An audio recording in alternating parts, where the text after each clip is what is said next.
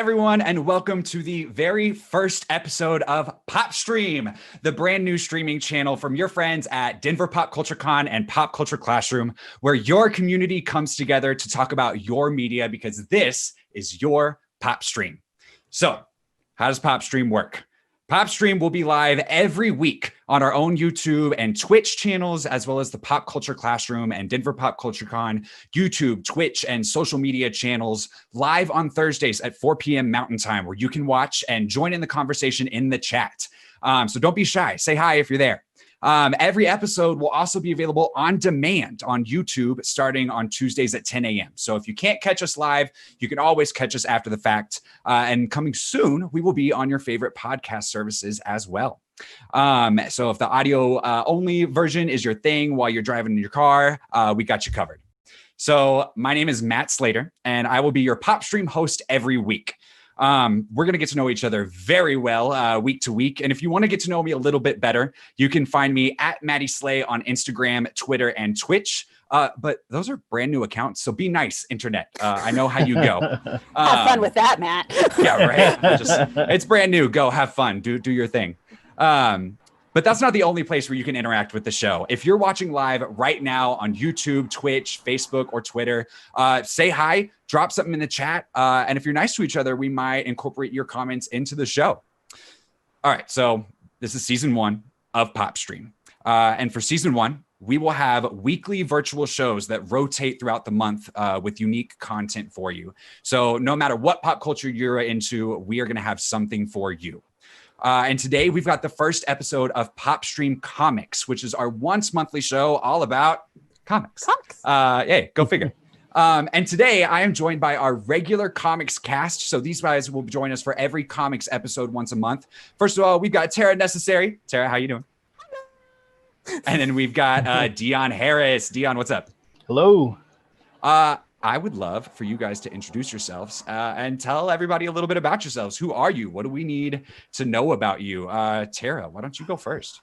All right, so my name is Tara Necessary. I am one of the Atomic Pixies. We're a Denver-based art group. We've been doing art and cons in Denver and kind of around the country for like 16 years or something. So chances are, if you go to cons, you may have run into me. We make what we call Art Nerdvos, which are Art Nouveau themed art. And they're awesome. I am just a super huge nerd. I'm a nerd about art. I'm a nerd about comics. I love loving things. So hopefully that will be something we can all do together. And I didn't quite cosplay today, but I've got I'm Klaus bound instead of I mean that is Disney bound. If you've seen season 2 of the show, you could be like part of his cult. The Destiny. You know? That's true. Yeah. I was almost gonna go full 70s like that, but it's hot. And That would have been cool. Yeah. It is hot. I don't know about you guys. I don't have AC in my house. So, Denver, it gets real hot sometimes. Yeah. Dion, who are you? What do we need to know about you? All right. So my name is Dion Harris, and some of you on Twitch probably know me as the Shoot Thief. I used to be one of the mods for the Adobe channel. Art-wise, I am a huge art nerd, a huge comic book nerd, a huge video game nerd, a huge role-playing game nerd. So just yes. a big nerd all in general. So a well-rounded nerd. Yeah, a well-rounded nerd. Art-wise, I guess a lot of the things that I'm working on right now are just different comic books. Also work in the board game industry for Paizo, Peterson Games, a couple of others. But yeah, what do you do for them? Basically, I do like a lot of character and monster work. Okay, and nice. a lot of I guess they're called spot illustrations for the different source books and things like that. So yeah, I'm a character and creature guy, not so much an environmental guy. Okay. But I'm working on that. So there you go. Yeah. All right. Well, as I mentioned, this is our PopStream's Comics cast. So once a month when we have PopStream's Comics, you will be greeted by us as well as a new guest every week. Today, it's just the 3 of us so that everyone listening and watching can kind of get to know your regular cast. But starting next month, we're going to have awesome guests. They might be comic creators. They might be shop owners from the local community or enthusiast group or content creators. So we're going to have all kinds of people joining us to get some fresh and unique perspective here on the PopStream Comics show. So you'll get this once a month. Next week, we'll have the PopStream Workshop, and that's one of our other shows. So the PopStream Workshop is where you get workshops and demonstrations from professionals, many of whom are all from our Denver Pop Culture Con community. And just like next week's guest, Dustin Resch, who is an exhibitor from Denver Pop Culture Con, who will be showing us how to create unconventional superheroes. So you'll join me for that show, along with our Denver Pop Culture Con's Master of Programming, Bruce McIntosh. So it'll be Bruce and I for every one of those, and then our rotating guest. And then the following week, we've got the PopStream AV Club, which is the PopStream show all about film, TV, and video games. And this month, we're going to be talking about The Boys on Amazon Prime. I am working through it right now. Very excited to talk about that one. Yeah. And then we'll round out each cycle with PopStream's Denver Pop Culture Con Flashback.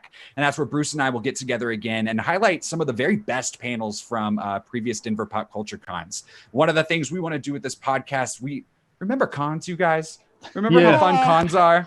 And so much fun. The conversations the conversations that you get to have with friends at cons. That's our goal here, is to be having those conversations with you guys on our stream. And so we're going to see some of our favorite panels from past cons. And this month we're doing all about the science of Wakanda. And I see that Bruce is in the house in our chat. Bruce says he is in the house. So nice. He and I will be doing a lot of this together. And then after that, we're going to rotate again. So the next month, you'll get episode 2 of all the shows that we just described. This, our comic show with these beautiful faces you see today, and then we'll go through the cycle again. And I cannot forget to shout out our producer in the back, Liz. What's up, Liz? So every now and then, when we need to pull up some information or, Liz has some juicy tidbits for us, she'll be popping up. All right. So this is PopStream Comics. This is your PopStream Comics cast. And we want to I want to know, what is your comics story? Like, how did you get into comics? How did you discover comics? What is it you love about them? How has your relationship with comics changed? So Dion, let's start with you. Sure. So I think I originally got into comics at around the age of 11. This is a couple of years after I moved to Colorado, actually. And I met a cool guy named Johnny, and he took me over his house. And his dad was actually a huge comic nerd. So he had just boxes and boxes of comics in his basement. And we started reading them. And that was kind of what really hooked me on art. Started with an endless supply of comics. Oh yeah. The whole Chris Claremont run of the X-Men was basically what I grew up on. Nice. And I just kind of started branching out from there with Mark Silvestri, his work on the Wolverine series, which at the time was super edgy because he was the first comic book hero to cut people and stuff like that. So I thought that was just amazing at that age. And it kind of just once I started reading comics, I knew that was what I wanted to do with my life. So from a pretty early age, I just knew that I was going to be drawing comics or doing something with art for the rest of my life. And I just never stopped drawing. As a kid, were you an innately good artist? Did you just have those art skills, or were you showing that talent at an early age? Oh yeah. I've been drawing since before I could even remember. Like my mom said, I think I was 3 years old, and I started doing family portraits of us with all of us kind of looking like little egg people, but still she could tell who was who based on the hairstyles. And yeah, I just never started drawing. I never stopped drawing since then. Nice. So, and so from X-Men and your box of comics back in the beginning, how has that, grown and evolved? Oh man. So I really started out just kind of tracing comic book pages. And that was kind of how I started developing my visual storytelling style. And eventually I hooked up with Stephen Brackett and Alan Brooks. Well, R. Alan Brooks, Stephen Brackett from the Flowbots, and R. Alan Brooks from the Burning Metronome. Gonna name the Flowbots, the band. right? Yes, Yeah. yes, the band. Yeah, Yeah, that's my Just gonna roommate too. name drop that in there. I don't know if you know, Matt, they're like a local band and are super active in the local Oh community of yeah, arts and like I did youth not and know stuff that. like that. No. Yep. 93.3 yeah, KTCL discovered them. KTCL discovered a bunch of bands and like that was one of yeah. theirs that they discovered, and they're really cool and really involved in the community even I All of had still. them are great no people. idea. Yeah, I'll be straight up with our audience. Like, I may be your host, but when it comes to knowledge about comics, Tara and Dion are who they're going to be teaching me. I'm going He to be is learning our right along with you Padawan. guys. yeah. Matt So All right. yeah, So the Flowbots, and then yeah, yeah. And so we all got together and we worked on our first like official comic book called Kaleidoscope, which kind of fell apart, which was sad. But later on, me and Alan worked on the Burning Metronome, which was much more successful. And yeah, I guess since then I've just never stopped, like like producing content. Now I'm working on my own comic books, but yeah, I just never stopped. are you drawn when you read comics? Are you drawn to a specific like genre or style or favorite writers or artists or anything like that? I used to be, but I think I used to be like more focused on the art aspect of comic books. Mm, But as I like grew and matured, I realized that, the writing is what makes a great comic book.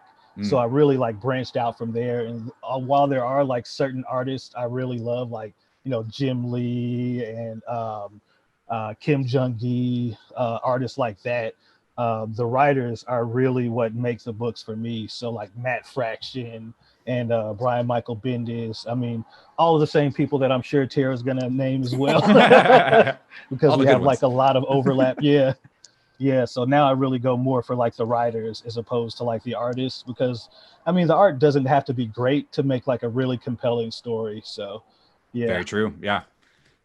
All right. Well, Tara, how about you? What's your comic story? So, I mean, I am the nerd child of nerd parents. Like, if I had been a boy, my name would have been Luke Skywalker. Like, that was an option. But so I've always been like, I went to my first Starfest, which is like both one of the oldest sci-fi conventions in the nation and our oldest in Denver. I was going to that at like 7, 8 years old. So I always had this kind of nerdy surroundings. But I remember being in the library and I was going through the adult fantasy section to get books at like 4th grade because that was who I was.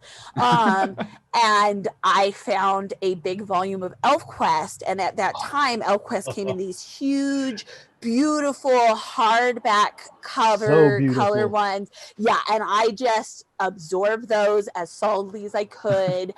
But that didn't really click into my mind that this was like a thing. That took like a couple years later. I saw the commercials for Sailor Moon on TV and something in my soul just knew. Like I would stay up at 6 a.m. I would get up at 6 a.m. and that's like the only thing in my life that has ever regularly got me up at 6 a.m. to watch Sailor Moon.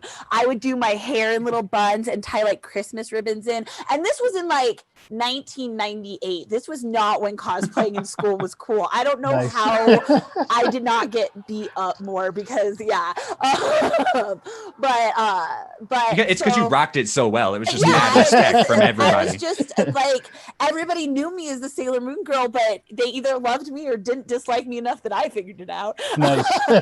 But so that started drawing me. From that I figured out like that there was more to Sailor Moon than I was accessing on channel 20 at 6 in the morning. So that like tempted me into comic book shops which both hooked me on comics forever, particularly manga, and finding out that like there was so much feminine energy there in like creators and characters and plot lines that were not just like super sexy superhero girls. There was dumb teenage girls and ugly girls and all sorts of different girls having adventures, and a lot of them being written by girls. And so that really enthralled me, and I got a Sailor Moon art book and started tracing that, and that got me involved in the art. And that's when it sparked off that like you can tell any kind of stories in this format, and it opens it up so much and becomes so accessible that like in this same format you can have Umbrella Academy and you know, Hello Kitty comic storylines, and those two things can exist in the same genre and completely thrive within it. And I think that, and the realization that I could do that also, just was like, yeah, that's it. You know, it's funny because, like, I guess we are so entrenched in this world that sometimes I forget that for so many people, when you say comics, it's just superheroes, and that's the first thing that pops to mind. One of the things we do at Pop Culture Classroom is workshops for people, and I was pitching some workshops to some folk, and they said, "Oh, but we have an older audience. I don't know if they'll if comics and, you know, making comics is going to interest them." And it hit me. I was like, "Oh, you think I'm talking about superheroes?" And as soon as I kind of expressed that and talked about it, they were like, "Oh," and, you know, eyes lit up, and like, there's so much more to that medium, and so many different types of stories can be told. Oh, absolutely. There's this whole feeling right now in comics that DC and Marvel, some people say they're failing, some people say they're thriving, but like this whole feeling that if they fail, that comics will fail. And that has been really baffling to me, because I'm like, no, if they fail, web comics are filling their place and indie comics are filling their place. I don't want either of them to fail, and I don't necessarily think those critics are correct, but I'm also like, if they fail, there's 800 people ready lined up to fill the spot. Like, right, you know, it may not be the 20 something page single issues monthly anymore, you know, just like the music industry changed, you know, but I still buy my vinyl and I stream music, right? And so we're gonna have all these different formats to enjoy. And it opens up possibility that if you have like your music thing, if you have one song, you can get that one song out there and then work on song 2. Whereas before you had to have a whole album and maybe weren't so good. And comics is the same way. You can put out a 10-page comic and that can be it. You could never get that published by DC. It could be the best 10 pages on earth and it wouldn't get published as a superhero comic. Nope. And actually, I wish that I had mentioned more indie comics when I was doing my little spiel, because ElfQuest was without a doubt my biggest influence as a kid. And it wasn't a part of like DC or Marvel. So indie comics can be like pretty huge in everybody's lives. So, and an interesting note, ElfQuest was an indie comic that got so big that Marvel bought it, and I think Dark Horses bought it. I think Dark Horse owns it now too. Oh wow. So like indie comics can like, they don't necessarily stay indie too. Yeah, and our plethora of mediums. So we actually, I just got to have a conversation with Brian Fees, who wrote A Fire Story. And I actually have this book right here. This was not planned, I promise. But A Fire Story. So it's his story about losing his home in the 2017 California wildfires. Ooh, and so the night after his house burned to the ground, his first instinct was, I have to draw, I have to create a comic about this. And he posted a short web comic, right? And his web comic about his experience went viral, which then convinced Abrams and his publisher to approach him and say, this web comic was so awesome, let's make a whole graphic novel out of this, right? So like, these all work together in tandem. Well, I think it lost the title, but for a long time, the longest written literature in the human language was Homestuck, which is a webcomic. A very intense, but also very ridiculous webcomic. And that's also where the video game Undertale is like its spiritual grandkid, because the guy who made it lived in the guy's basement. So like, I did not know that. Yeah, Toby Fox lived in what's his face? That's why there's tons of like Undertale references or Homestuck references in Undertale and stuff, and that's why he was like couch surfing at his house. We just got some news about the Undertale sequel that it's going to be a while before we get it, but we'll talk about that more in our PopStream AV Club. Tara, you talked to us about kind of your comics awakening. You know, how has that evolved, and where are you now with comics? So, I have evolved a lot, because I first started making comics to impress a boy in my class in 7th grade. And like, you know, sometimes that's what it takes. I kept the art. I didn't keep boys, but I kept the art. And yeah, so now, I'm kind of with Dion, where like, I definitely have artists and creators I like, but I am a lot more about like the less I know about a comic, the more likely I am to pick it. Oh, that sounds so hipster. But like, like No, I but like love going like, in blind, there's that appeal, you know? yeah, Yeah. like I love Batman. I love X-Men. Like they are so near and dear to my heart. But I don't think I love anything more than like picking up a comic and not knowing what's going to be in it and just going on like a wild ride. Like, Yeah. Yeah, I feel sometimes that. an unsuccessful wild ride, but that's part of it. And that's one of the nice things about comics is it takes me, you know, an hour at most to do my first read through. So like if I hate it, it's not like I've spent 4 hours invested in this thing to find out I hated it. And if I loved it, I can turn around and reread it. There you go. Yeah. So I guess I got into comic. My first ones were Peanuts when I was a kid. When I was a kid, I lived in South Korea for a couple of years. Oh, wow. And so you could find English reading material just fine, but I was also a 10-year-old that didn't like to read. But I discovered like, Peanuts. Oh no, and I can't. Dang. yeah, I found some. They were in English, but they were Korean publishings of Peanuts, and you know, read through a bunch of those, but really didn't even touch comics again until probably The Walking Dead. And actually, no, I take that back. Oh, nice. In college, so we'll get to this, but I was a huge My Chemical Romance fan.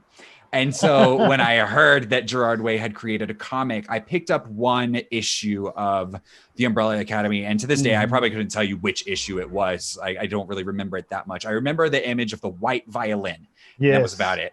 Yeah. But it didn't hook me.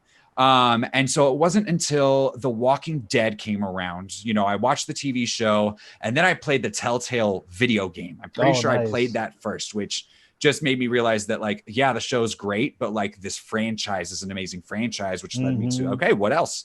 What else can we do? And so I started the Walking Dead comics and fell in love with those. And I've read every issue and just loved them. And then again, video games got me in again because Telltale, who did The Walking Dead, also did The Wolf Among Us, which is based on the Fables comic series. Fable is beautiful. Yeah, beautiful. There's so much of it. Yeah. That's been mine. I've always wanted to read it, and every time I've tried, I've like picked it up and I'll be like, oh, this is volume 1, and then it's like, actually it's volume 1 of season 4 of Snow White's Side Tale, and I'm like, well, never mind. There's so much. So I've read like 10 volumes of Fables, but then after a while, that was, you know, the only thing I was reading and kind of fell off there. But, you know, having this job at Pop Culture Classroom and having a plethora of comics at my disposal and, you know, being part of the Excellence in Graphic Literature Awards, I've gotten to read a lot and have just fallen in love with the medium.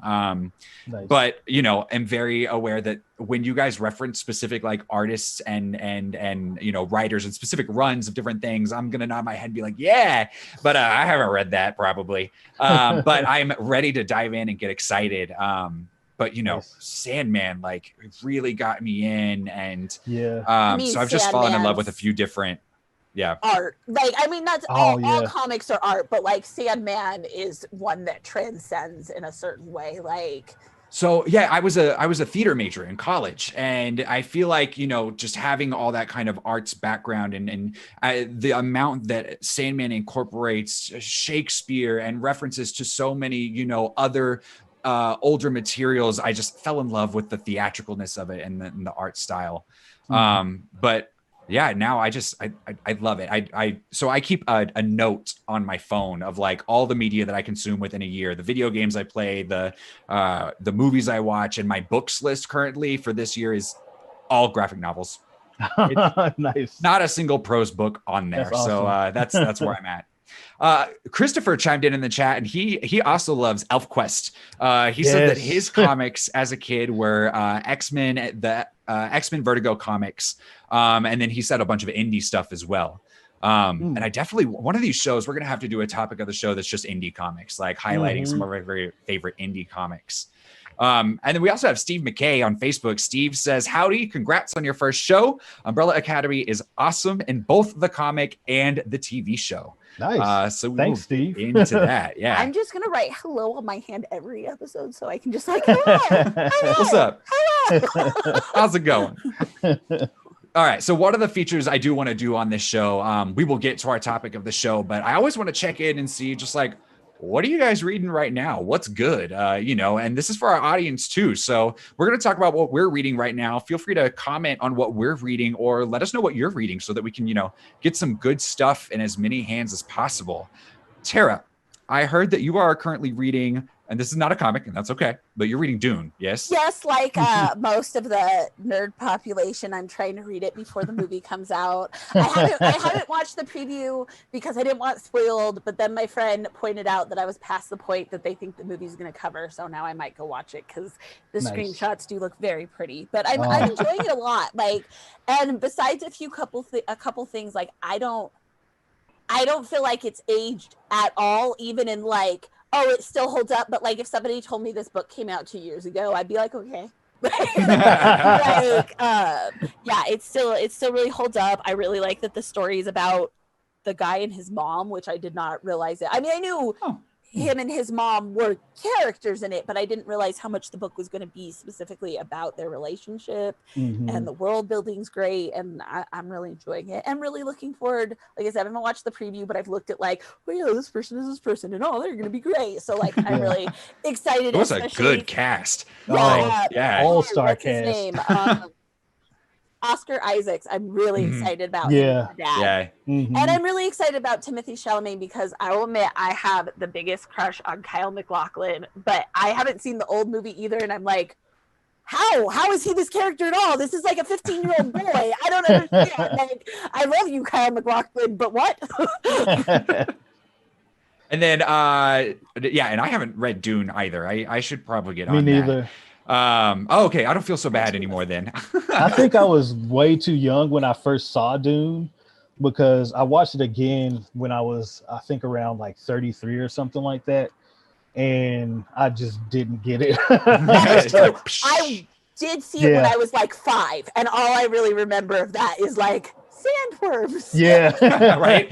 And because of that, I was like, Tremors? No, not Tremors. Yeah, like Tremors and Beetlejuice, like Beetlejuice, Tremors, and that was something I saw at the same time. I thought there was a large issue with sandworms, which living in the desert was probably not a good thing for my parents to do. Yeah, exactly. I had nightmares about that too, Tara, so you're not alone. No way.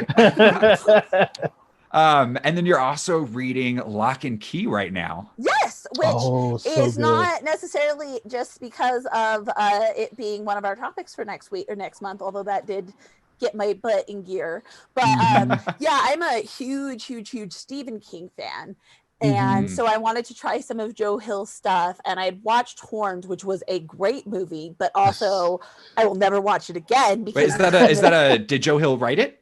Yeah, he wrote the book for Horns. I did not know that. Yep. And I've really enjoyed Joe Hill's writing, although at least with not so much Horns, but Lock and Key, because I know he's very like, or at least was very like, don't judge me based on my dad's writing. And I'm like, well, maybe stop writing about small, weird towns in Maine and keys and magical children. That is fair. Very fair.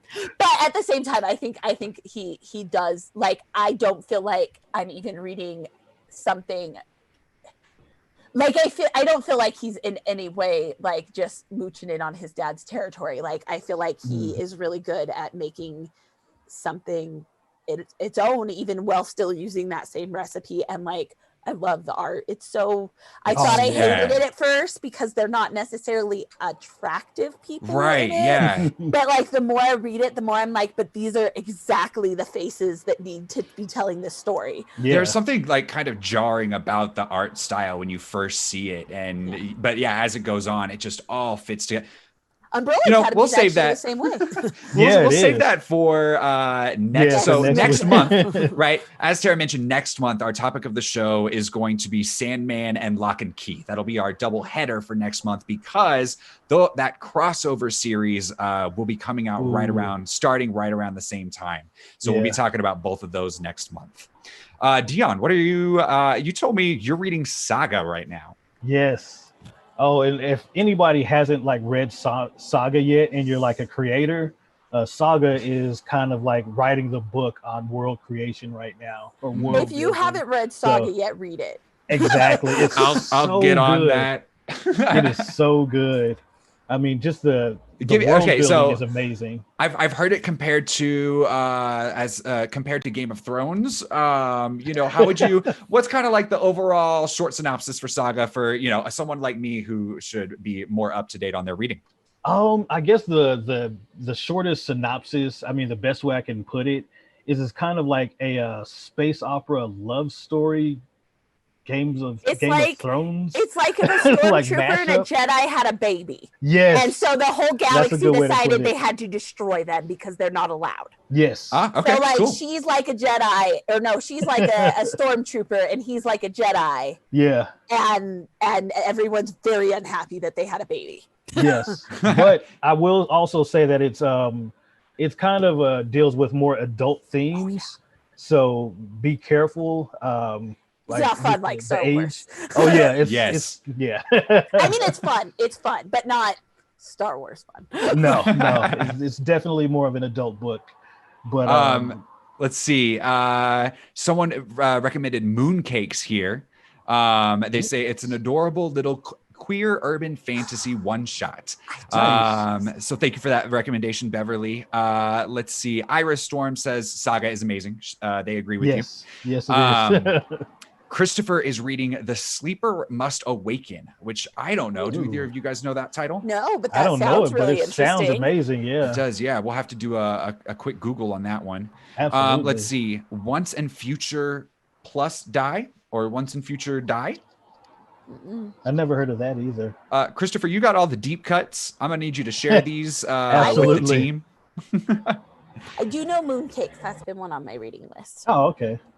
And then Steve says that you know, he recommends the Sandman adaptation, or he doesn't recommend. He says he's heard good things about the Sandman adaptation on Audible, and I will admit, the cast looks awesome. I'm skeptical. I'm like, how does a graphic novel translate to Audible?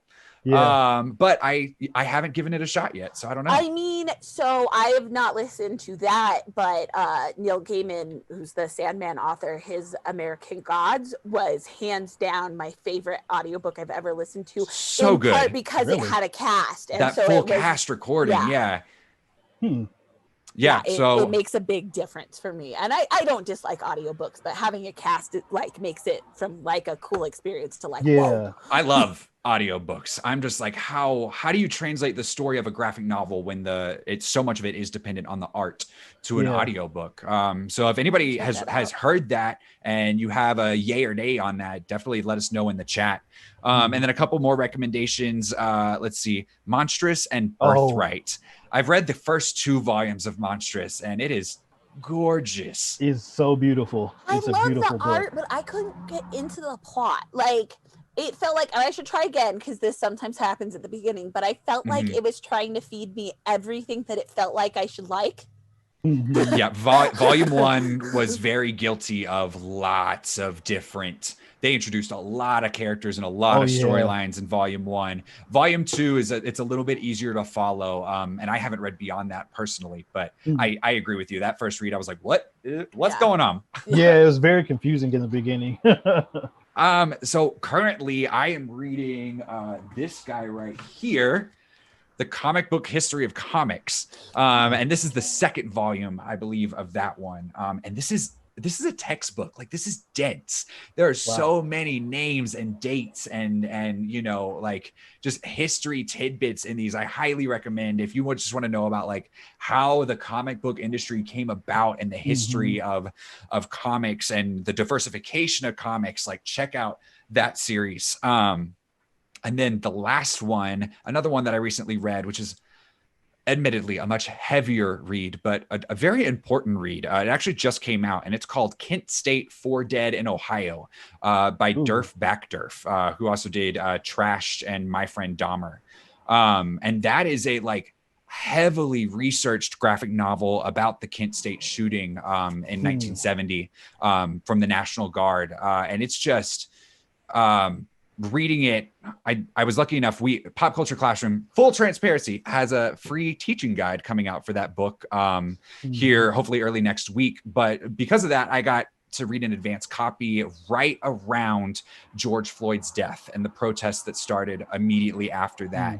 And the parallels between the protests in the 1970s that are shown in Kent State and kind of the government response to that and the National Guard being sent in, the parallels between the 1970s and now that they detail in the book are just heartbreaking and stunning. And if you're looking for some good nonfiction graphic literature like Kent State, 4 Dead in Ohio, definitely go check that out. And then as kind of like a segue into our topic of the show,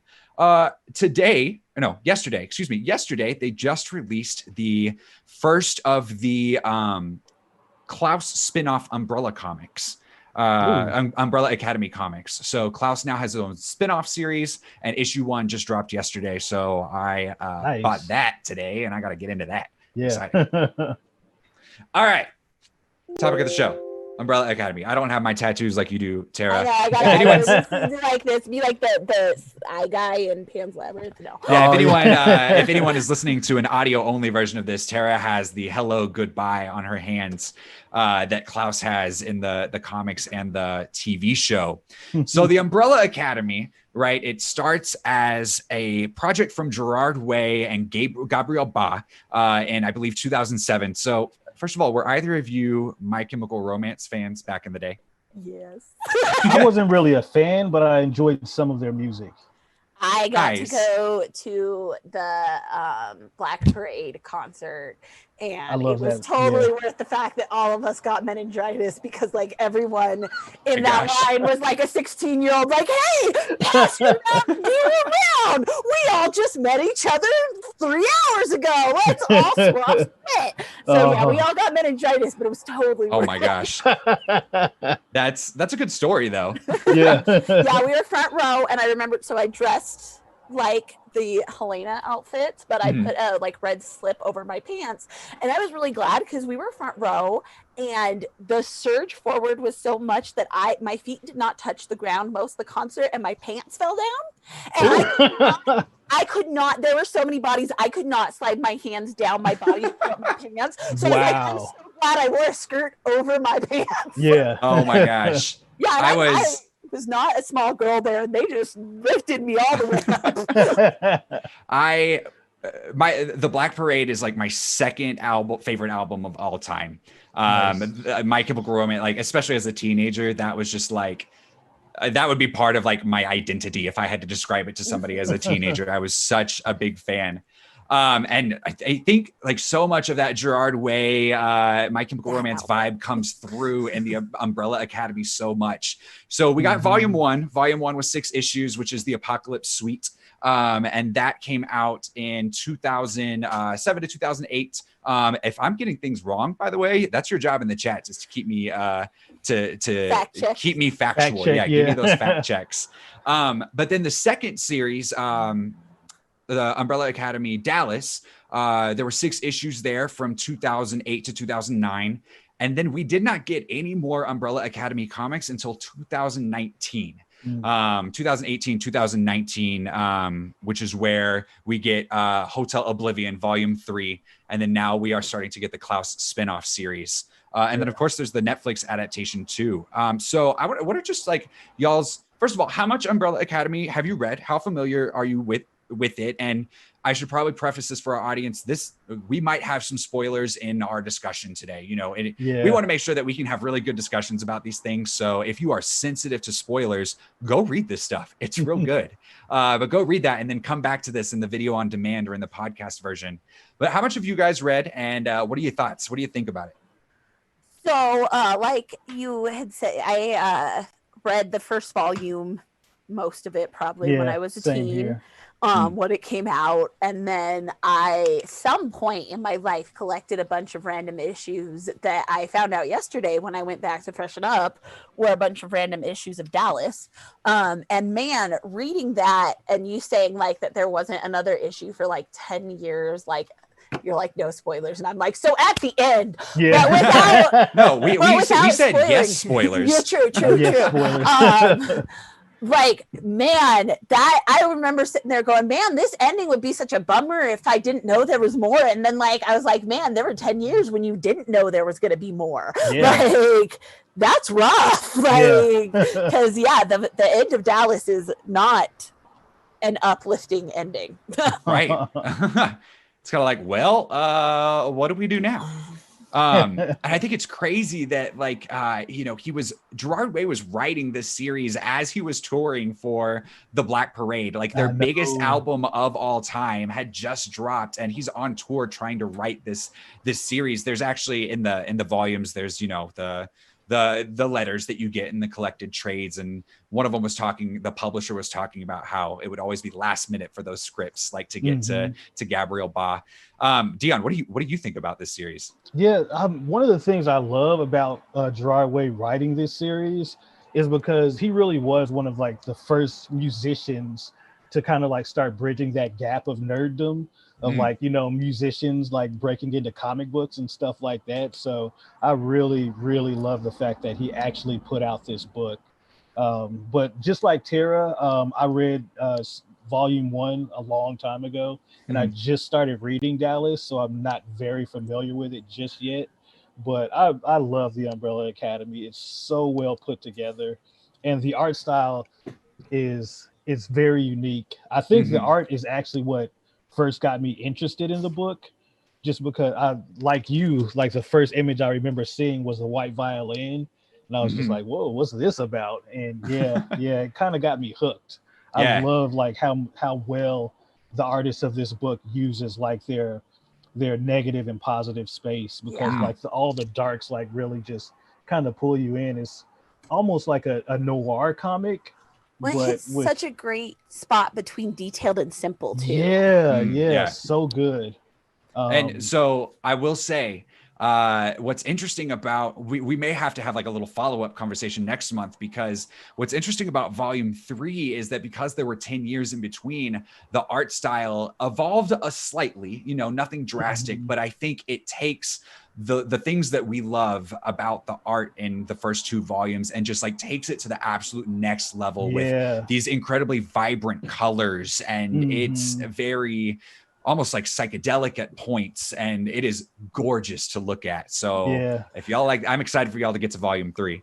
I think it's also really interesting, and this is something that I was thinking about when you said that you picked it up when you weren't really a comic reader, and it totally makes sense to me that didn't jive, because it is very much a comic book made for comic book fans. Like it expects you to know the language of comic books. It does not bother to like pause and like give you time to catch up to the setting or anything like that. It just goes. It expects you to know the shorthand. It expects you to just accept a lot of things. Like one of the things going from the TV show back to the comics, I was like, there are a lot more monkeys in this.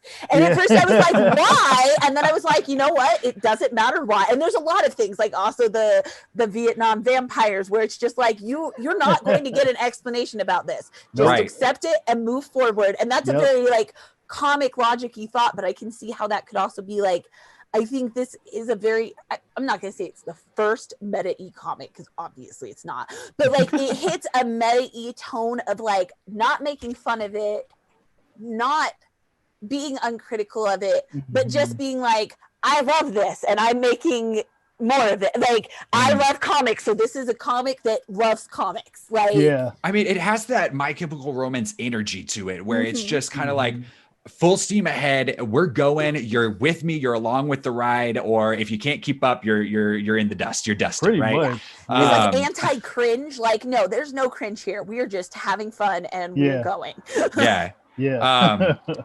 And even volume 3, I watched the TV series, the first season long after it came out, probably 6 to 8 months after it came out. And again, had never read the comics at that point. I read that one issue back in college, but hadn't really touched it since then. And when, I'm not going to lie, when I first picked up the comics, I didn't like them as much. But now that I've reread them, because I just did a reread of volumes 1 and 2 and most of volume 3, I liked it a whole lot more. And I don't think it had anything to do with the TV show. I think I was just more accustomed to like the flow of the comic and how it talks to you and the pace of it. And I think I was reading it more closely too. And like, there's so many little things that you kind of got to catch in order to keep up with everything. I also think the comic does a really good job. Like the TV show is definitely not an exact adaptation of the comic, and No, vice not at versa. all. No. But like, it also, if you love the TV show and you read it, it's gonna make you understand, and that probably comes a lot from it being the same writer. So like, the changes that got made were made intentionally Yeah. to enrich the character of Allison, of Klaus, of Right. Luther, not to change them. So it's not like you have to choose, do I have my TV show headcanon or my comic? And there's a couple, Right. like Klaus having a baby, you do kind of got to pick. Like, that one doesn't, but like a lot of the things, like, I honestly, the baby plotline could pop up in the show and still work. Yeah. Like it doesn't clash with each other, even though it's showing different parts of the story. And I think that's why, is like, I did have a little same thing problem connecting to with him the first time, because the comic book goes so fast, and then the TV show has time to really slow down and let you see the little moments that make you fall in love with them. There's a lot more time to breathe in the TV show, for sure. Absolutely. Yeah, the comic gets started off pretty quickly. One of the things that I noticed like immediately is the comic book focused on them as children like a lot more, and the TV show just kind of glossed over it. But I understand why they made that choice, because it would have made the series a lot longer. Sure. Well, I mean, I don't know, because like, this is kind of my struggle with the adaptations we've gotten of It. It is one of my favorite books of all time. And what makes it work is going back and forth between the kids and the adults, because it gives you that relationship between, you know, the childhood struggles and how that informs the adults. And that's what you get in the Umbrella Academy too, is you get how their childhood informs them as an adult. And you get that a little bit in the show, but not especially with as season much. 2 more, I think. Yeah. Definitely season 2 more. Yeah. So kind of talking about those touches. So there's a couple of specific things that I love, and I kind of want to hear a couple of the more like specific things that you guys love about the Umbrella Academy, or don't love for that matter. But I think one of the things that is so strong, whenever you have a family storyline, a storyline that centers around family or features family, that's just such a good narrative device, because everyone can relate to family, and most people can relate to complex and complicated family, right? Relationships between family members are often, you know, complex and strained. There's so much history there, and they dive into that in the Umbrella Academy comics, and the TV show as well. It's just like the family dynamic and how that plays out between the individual members, and it makes me invested as a reader. I'm like, that relationship is tense. That's tough, right? And I think really well too at the show, at different people having different like Luther and Allison doesn't feel weird, because that's their relationship. Whereas, you know, everybody's relationship feels natural for what, like, some people are almost sibling-ish, and then some people very much have the vibe of, we are children who just grew up in the same household, and we have more of a like, we went to boarding school together vibe. And like, siblings who love each other, siblings who hate each other, siblings who are distant from it. Like, you had a whole, between the 7 of them and all their interrelationships, you got almost every kind of relationship possible. Different dynamics. Well. Absolutely. Yeah, and it's really hard. I know a lot of people, like, they first want to say, you know, like, who is your favorite character on the Umbrella Academy? And I honestly, I couldn't pick one. Yeah, they're so great. I love like most of them, actually. Also, shout out to the kid that plays 5. Holy I know. Cow. I forget that he's not actually a like 14-year-old kid all the time. He was great in season 1 and just nailed it in season 2. Right? He's amazing. Yeah. I wish though, man, so I'm assuming they're saving it for something. I wanted My Chemical Romance song in the show, and I wish it had been I'm Not Okay when he was finding his old self. Like, the song they chose was good, but man, I was like waiting for it, and I was like, A little off topic, but the song choices in Umbrella Academy, the TV show, they remind me a lot. I don't know if you guys are watching Lovecraft Country right now. Not yet. But the song choices they're doing in Lovecraft Country, whoever's doing the audio, the soundtrack design for that is just, it's like Jordan Peele to the max. They incorporate great hip hop. Like I heard LaKaylee 47 in there. I also love those spoken pieces that they'll use in there, like the news clips and. So I was gonna say I did know the guy who chooses, or the person who chooses the music for the fight scenes does not watch the fight scenes before he chooses it, and I love that for some reason. That's cool. Huh. Interesting. And so another interesting fact, just quickly about the show, because we're talking about it. So back when cons were a thing, I had the privilege of going to C2E2 in Chicago this past year. Nice. And Robert Sheehan and I'm blanking on her name right this second, but the actress who plays Allison of Hamilton fame, they were speaking at Chicago's Comic-Con. One thing that I found really interesting was that the writers of the show, when they start filming, the entire series is not written. Like the whole season is not written. They may have 3 episodes worth of finished scripts when they start filming, and then they continue to develop those scripts and change things. Yes, thank you, Chris Angel, Emmy Raver Lampman. Thank you, and I hope I said that correctly. But they continue writing the show as they're filming it, and so some things kind of move around. And I thought that was interesting because season 1 of the show takes kind of volume 1 and volume 2 of the comics and all the best things of those 2 volumes and kind of mashes them together. Nice. And then when we got to season 2 of the show, it was kind of like, okay, we're in Dallas. Kennedy's going to get assassinated. And not really much else from that storyline made it into season 2.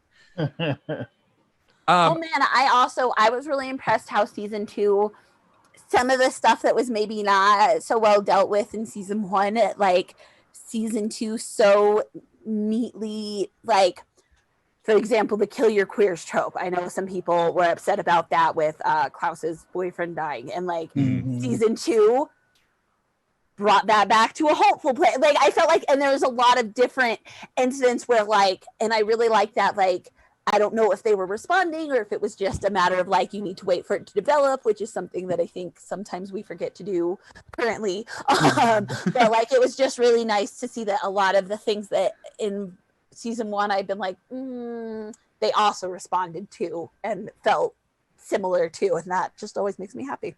Yeah, I really like how a lot of like the common tropes that you'll see in like a lot of television shows, as far as like, you know, characters that are supposed to be like the smart one of the group, or like the killer of the group. Like they went into so much more detail with a lot of their personalities that you kind of understand why they are the way they are.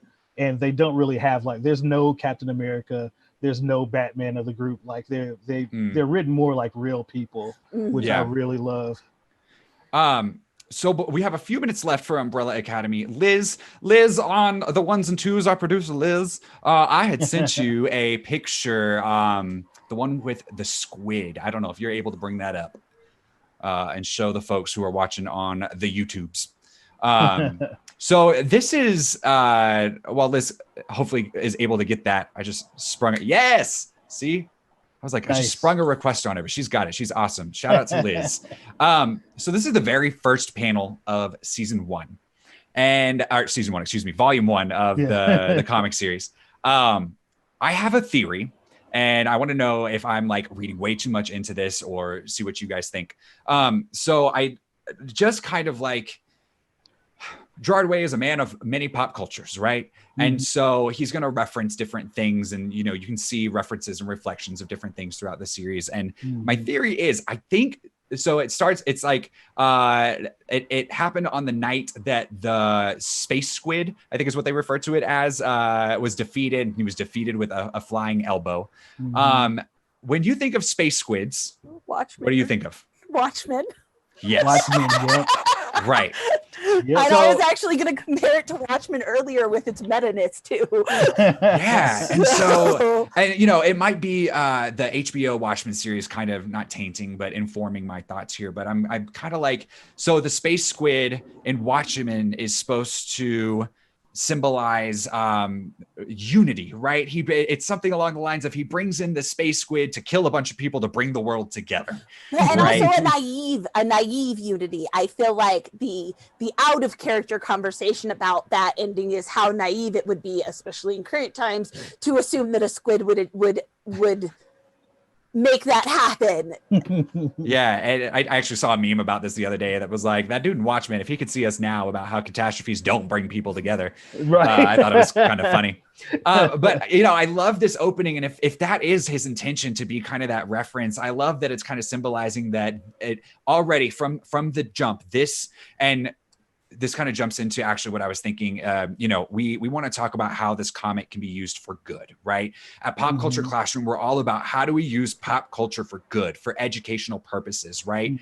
And so to me, this is such a great kind of world building just to start out with, to say like, you know, people are not united in this world. This is not a united world. This is a world, you know, where and you see the world building move on, but it's an ugly world where people are kind of at odds with each other. And then we see all these kind of like supervillain essentially esque folk throughout the series. And that the killing of the squid, that like ending of that unity possibly is what caused, or, you know, prompted the birth of all of these, you know, kids with all these powers from mothers that were never pregnant, right? Yeah. I don't know. Am I reading too much into that, or what do you guys think? No, like as soon as you brought it up, I was like, oh man, that's the squid from Watchmen. And I also think, like you were talking about good stuff, I think a really good thing to take from Umbrella Academy too is like, we talked about it being family, and like a lot of Gerard Way's inspiration was his band members interacting. And like, this is in the comics, but I think the TV show does show it even better, is like, you have all these flawed people, some of who are really truly flawed. This isn't like, oh, you know, she's flawed, she forgets to fold her laundry. Like, no, there's some really messed up people. And like, it grapples with that. It does not forgive it. Right. But it also doesn't say, well, you've made mistakes, you're done, get out of my face. And like, so like, I think a really good example is Vanya, because like, I think Vanya, her crime against her family is something that a lot of us could easily do. She overshares and gets stuck in her own head and hurts people from it. And like, even though that is then blown up to these superhero proportions, that's a very real thing, and that's a very real skill. And like, to look at, what do you do when your friend's a drug addict? How do you still love them? How are you still there for them? When are you not there for them because that hurts you? Like, right. Yeah. When is your psychotic little brother who doesn't age, when do you step in? Like, And I'm really actually like loving the trend of a lot of writers have actually, I feel like they've actually been studying like mental issues and things like that, because the way that a lot of the characters are portrayed is very believably. Like you believe that, you know, the reason that they're the way they are is because of their childhood. And the more they show of how their dad treated them, like you can understand why they turned out the way they did. And it's believable, and I love that. And it's that family dynamic again. It's relatable, because how many of us have been there where at one point or another we feel like we've been shunned by a family member, right? And you know, or had those tough relationships. They have to keep being vulnerable with each other, and vulnerable is one of the hardest things to be. And I think that's really one of the core things, is when they won't be vulnerable with each other, they fail, and when they will be vulnerable with each other, they succeed. Yeah, absolutely. All right, well, that's the topic of the show. And that is about gonna wrap us up. Yeah, it's been an hour, right? Wow. I'm like, I could keep going. Let's go. Know, right? You know, folks, if you liked this content, you know, let us know. Drop a comment on the YouTube comments or in the chat. Give us a thumbs up, a like, a subscribe, or a share. So PopStream is just getting started. This was just episode 1, and thank you so much, Tara and Dion. I loved this conversation. No problem. Me too. Awesome. I can't wait to bring in some guests to join us and, you know, just have those fresh perspectives too. So PopStream, we've got more coming up next week. We've got the PopStream workshop featuring our guest, Dustin Resch, to teach us how to create unconventional superheroes. So kind of following this theme here. Week after that, we'll have PopStream AV Club, where we're talking about The Boys on Amazon Prime. And then finally, we've got PopStream DPCC Flashback, where we're showing the science of Wakanda from last year's Denver Pop Culture Con. So you are getting content every week, live on Thursdays, where you can join us in the chat, or video on demand available Tuesdays at 10 a.m. and then podcast services coming soon. Again, a like, a subscribe, a share would be so so helpful to us as we kind of build out this new project. And then finally, this is a project of Pop Culture Classroom, which is our Denver-based nonprofit. We've talked a little bit about it here today, but we are an educational nonprofit. And Tara and Dion, we didn't even mention this. You guys are instructors for our nonprofit work. So they go out to our schools, our libraries, our community centers, and teach literacy and engagement and writing through comics and board games and video games and any kind of pop culture media. We use that in schools and community centers around the Denver area to engage students. We also create a line of historical comics called Colorful History. Both of you guys have been artists on Colorful History. So those are free resources you can download on our website, but we need your help to keep this work going. To be frank, we don't have Denver Pop Culture Con this year, which is where most of our funding comes from. And, we could use any help we got. So on the screen right now, you should see a donate link. If you're feeling generous, if you're able to, we would love a donation to help us continue this educational work and support our organization as we get through the struggles of COVID that we know everyone is going through right now. But with that, I cannot wait to see you guys next week for our PopStream workshop. Dion and Tara, we will all see you all next month for Comics Episode 2, all about Lock and Key and Sandman. So get reading. Yes. And until then, this has been your PopStream, and I'm going to pop a bottle in celebration. Nice. Thank you, everybody. We'll see you later. Yeah, take care, you guys. Thank you so much, man. Yes. Bye, Liz.